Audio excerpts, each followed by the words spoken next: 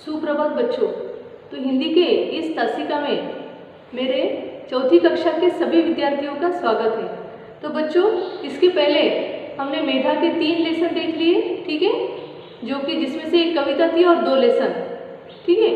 तो आज इस तासिका में हम हमारे नए लेसन की तरफ चलते हैं, ठीक है। लेसन नंबर 4 जिसका नाम है जगदीश चंद्र बसु। तो बच्चों, जगदीश चंद्र बसु का नाम आपने इसके पहले सुना ही होगा। जगदीश चंद्र बसु एक महान वैज्ञानिक थे। तो बच्चों, इनके बारे में कुछ जानकारी मैं आपको यहाँ पे देना चाहती हूँ कि जगदीश चंद्र बसु ये पहले से ही जिज्ञासु वृत्ति के थे। हर घटना की तरफ, हर वस्तु की तरफ वो बहुत ही बारीकी से देखते, उनका निरीक्षण करते, ठीक है। और उनसे उत्पन्न वाले जो भी उनके विचार, उनके जो सवाल थे, वो अपने पेरेंट्स को पूछते, उनका जवाब ढूंढने की वो पूरी कोशिश करते। और इस प्रकार से वो क्या किए, ऐसे धीरे धीरे करते उन्होंने क्या, वो एक महान वैज्ञानिक कहलाए। तो ऐसा एक रिसर्च उन्होंने लगाया है कि पेड़ पौधों के बारे में, ठीक है। ये जो पेड़ पौधे रहते हैं वो हमारी तरह ही एक जीवन जीते, हम जैसे ही लिविंग थिंग रहते, ठीक है। उनमें भी हमारी तरह ही क्या रहती है, जो भी क्रियाएं हैं वो सेम रहती है, ठीक है। ये सबसे पहले हमको जगदीश चंद्र बसु ने उसका ज्ञान हमको करवाया, ठीक है। तो उसके ऊपर आधारित ही ये जो लेसन है वो लेसन यहाँ पे दिया हुआ है, ठीक है। तो बच्चों, सब बच्चों ने यहाँ पे पेज नंबर 24 निकालना है, ठीक है। पेज नंबर 24, लेसन नंबर 4 और जगदीश चंद्र बसु, ठीक है। तो बच्चों, यहाँ पे आपको एक पिक्चर दिखाई दे रहा है सबको, ठीक है, जिसमें एक बालक और उसकी माँ बाजू में बैठी हुई है। और वो बालक उसके पास में जो गमला है उसमें जो पौधा लगा हुआ है उसके बारे में जानकारी अपनी माँ से पूछ रहा है, ठीक है। तो वो क्या पूछ रहा है, ठीक है, हम वो पढ़ के जानेंगे। नाउ सी, प्रस्तुत पाठ में हम एक ऐसे भारतीय वैज्ञानिक के बारे में पढ़ेंगे जिन्होंने यह खोज की कि पेड़ पौधे भी संवेदनशील होते हैं, ठीक है। इस लेसन में हमको ये जानकारी मिलेगी कि पेड़ पौधों में भी जीवन होता है, पेड़ पौधे भी संवेदनशील होते हैं। संवेदनशील मीन्स व्हाट, कि जैसे हमने अगर उनको हाथ लगाया, टच किया, तो वो रिएक्ट होते, ठीक है। और उनमें भी हमारी तरह ही जान होती है। हम जैसे सांस लेते हैं वैसे वो भी सांस लेते हैं, हम जैसे बढ़ते हैं वैसे वो भी बढ़ते हैं, ठीक है। तो ये सब जो क्रिया है वो क्रिया हमारी और उनमें कैसी रहती है, सेम रहती है, ठीक है। तो अब ये जो लड़का दिया है पिक्चर में उसका नाम रहता है राहुल, ठीक है। तो राहुल अपने माँ से कुछ सवाल पूछने के लिए अपने माँ को क्या करता है, बुलाता है। फिर कैसे बुलाता है, नाउसी, राहुल ने माँ को पुकारा, पुकारा मीन्स बुलाया, माँ, ओ माँ, क्या बोलता है राहुल, अपने माँ को बोलता है कि माँ मेरे पास में आओ, जरा इधर तो आओ, देखो जब मैं इस पौधे को छूता हूँ तो यह मुरझा जाता है और फिर थोड़ी देर में पहले जैसा हो जाता है। उसके पास जो पौधे के पास में वो था, गमले में पौधा लगाया था उसके माँ ने, ठीक है, जिसको लाजाड़ू बोलते हैं, लाजाड़ू का पौधा था वो, ठीक है।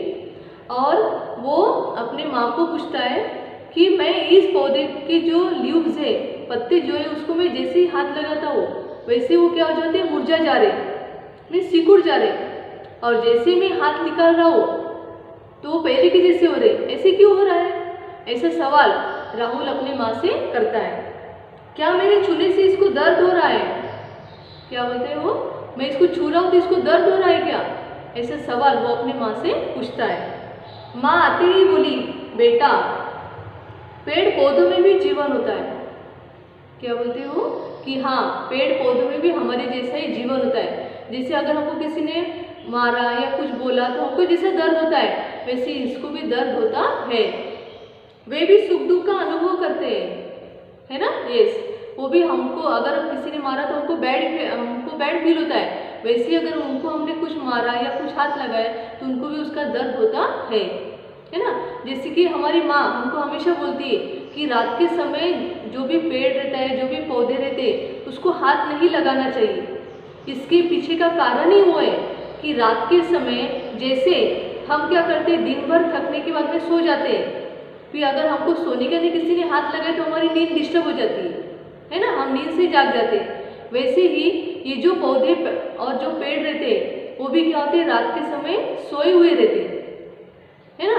इसीलिए बोला जाता है कि रात के समय हमने कभी भी पेड़ और पौधों को हाथ नहीं लगाना चाहिए। अंडरस्टूड। राहुल ने पूछा, माँ इन सब के बारे में तुम कैसे जानती हो? तो राहुल बेचारा छोटा वो बोलता है अपनी माँ को कि तुम इतनी जानकारी तुमको किसने बताई, है ना। तो बच्चों, हमारी जो माँ रहती है, हमारे जो पेरेंट्स है, हमारे जो ग्रैंड पेरेंट्स है, उनको इतनी सारी जानकारी कैसी होती है? उनको भी उनके जो टीचर्स थे, उनके जो शिक्षक थे, उन्होंने उनको जानकारी दी, उनके जो पेरेंट्स थे उन्होंने उनको बताया, इसलिए उनको जानकारी है जो कि वो आज हमको दे रहे हैं, ठीक है ना। माँ ने बताया, राहुल इस बात का पता तो सर्वप्रथम एक भारतीय वैज्ञानिक ने लगाया था। अब माँ जिसने इसका संशोधन किया था, रिसर्च किया है, जो कि जगदीश चंद्र बसु, उनके बारे में राहुल को जानकारी देने जा रही है। क्या बता रही हो कि पेड़ पौधों में भी जीवन होता है, वो भी संवेदनशील होते हैं, उनमें भी एक प्रकार का जीवन होता है। ये सबसे पहले हमारे जो महान वैज्ञानिक थे, जिनका नाम है जगदीश चंद्र बसु, इन्होंने ही हम सबको बताया है। उस महान वैज्ञानिक का नाम था जगदीश चंद्र बसु। राहुल ने पूछा, माँ वे कौन थे, उनके बारे में बताओ ना। फिर राहुल हट करता है कि माँ ये कौन थे, जगदीश चंद्र बसु कौन है, जिन्होंने इतना बड़ा रिसर्च किया, उसके बारे में मुझे थोड़ी जानकारी दो ना। ऐसा राहुल अपनी माँ को बोलता है। माँ ने राहुल को जगदीश चंद्र बसु के बारे में बताना शुरू किया। अब माँ पूरी जानकारी जगदीश चंद्र बसु के बारे में अपने बेटे राहुल को दे रही है। फिर क्या बता रही है वो, नौसी। जगदीश चंद्र बसु का जन्म फरीदपुर नामक स्थान पर 30 नवंबर 1858 को हुआ था। क्या बता रही, जो जगदीश चंद्र बसु है, जिन्होंने बताया था कि पेड़ पौधों में भी जीवन होता है, इनका जन्म फरीदपुर नामक स्थान पर 30 नवंबर 1858 को हुआ था। अब यह स्थान बांग्लादेश के ढाका जिले में पड़ता है। कहाँ पे ये फरीदपुर कहाँ है, बांग्लादेश जो है उसका जो ढाका जिला है, ढाका डिस्ट्रिक्ट, वहाँ पे फरीदपुर नामक जो स्थान है, वहाँ पे जगदीश चंद्र बसु का जन्म 30 नवंबर 1858 को हुआ था। उनके पिता का नाम भगवान चंद्र बसु और माता का नाम बामा सुंदरी बसु था। ठीक है, उनके पिताजी का नाम क्या था, भगवान चंद्र बसु, और उनके माँ का नाम क्या था, बामा सुंदरी बसु।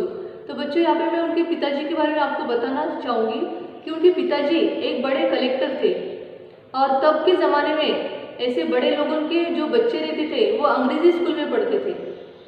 पर जगदीश चंद्र बसु के जो पिताजी थे, उनकी इच्छा थी कि मेरा जो बेटा है जगदीश चंद्र बसु, ये एक अच्छा सच्चा देशभक्त बने।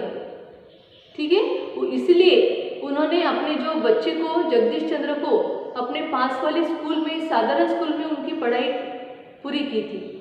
इसीलिए पहले से ही जगदीश चंद्र बसु इस सामान्य परिस्थिति में बड़े पले हुए। ठीक है, इनकी प्रारंभिक शिक्षा गांव की पाठशाला में ही हुई। तो उनके बच्चे को उनको साधारण परिस्थिति के स्कूल में ही पढ़ाना था, ताकि सब बच्चे, साधारण परिस्थिति के बच्चे कैसे पढ़ते हैं, है ना, उसकी उनको जानकारी देना था। इसलिए उन्होंने अपने गांव के साधारण स्कूल में उनकी प्रारंभिक शिक्षा, पूर्व शिक्षा ये पूरी की थी। बचपन से ही जगदीश चंद्र बसु की रुचि पेड़ पौधों में हो गई थी, और बचपन से ही ये जो जगदीश चंद्र बसु थे, उनकी जो रुचि थी, उनकी जो, जिसको हम क्या बोलते हैं, जिसकी ज़्यादा इंटरेस्ट किसमें था, पेड़ पौधों में भी उनका इंटरेस्ट सबसे ज़्यादा था। वे पाठशाला में बच्चों के साथ पेड़ पौधों के विषय में बातें करते रहते थे। अब देखो बच्चों, हमको जिसमें इंटरेस्ट रहता है हम उसकी बातें ज़्यादा करते है ना। तो जैसे हमको कहानी में बोलो, कार्टून में बोलो, और कुछ बातों में हमारा इंटरेस्ट रहता है ना, कि उसकी तरफ ही हम बढ़ते जाते हैं। वैसे ही जगदीश चंद्र बसु को पहले से ही पेड़ पौधों के बारे में हर इंटरेस्ट था, उनकी रुचि उसकी तरफ थी। इसीलिए वो जहाँ भी जाते बस उसी के बारे में बातें करते रहते। जो भी सवाल उनके मन में उठते वो अपने पेरेंट्स को पूछते। अपने दोस्तों के साथ में उसको शेयर करते। तो ऐसे करते करते वो क्या हो गए, एक महान वैज्ञानिक बने।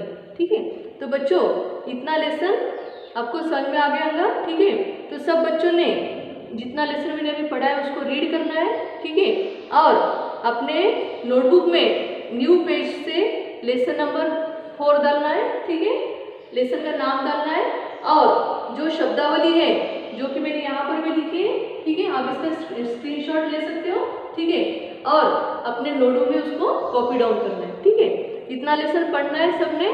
ठीक है, और जो भी आपकी प्रॉब्लम से अगर आप कोई नहीं समझ में आए वर्ड्स जो भी मीनिंग है तो मुझे आप लाइव सेशन के समय पूछ सकते हो। ठीक है, तो बच्चों इसके आगे का जो लेसन है वो हम हमारे अगले तासिका में देखेंगे। ठीक है।